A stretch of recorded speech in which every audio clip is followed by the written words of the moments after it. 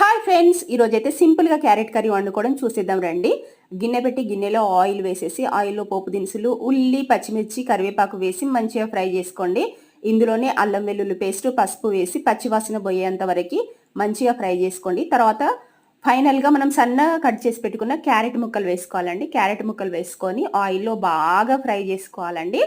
తర్వాత ముక్కలపై ఇంచి సరిపడంత సాల్ట్ వేసుకోవాలండి. వేసేసి మూత పెట్టి మూతలో వాటర్ వేయాలి. ఇలా వాటర్ వేయడం వలన అడుగు పట్టకుండా ఉంటుంది, ప్లస్ ముక్క సాఫ్ట్గా ఉడికిపోతుందండి. తర్వాత ఒక 5 మినిట్స్ తర్వాత మూత తీసి క్యారెట్ ఉడకడానికి సిద్ధంగా ఉంటుందండి. అప్పుడు కారప్పొడి వేసేయాలి.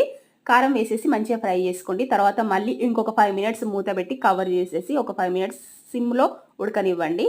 ఫైనల్గా మన కర్రీ రెడీ అండి. ధనియాల పొడి వేసేయండి. కొత్తిమీర వేస్తే టేస్ట్ వేరే లెవెల్లో ఉంటుందండి. కొత్తిమీర నా దగ్గర అవైలబుల్ లేదండి. ఇది సాంబార్లోకి, రసంలోకి, పప్పు అట్లాంటి వాటిలోకి సైడ్ డిష్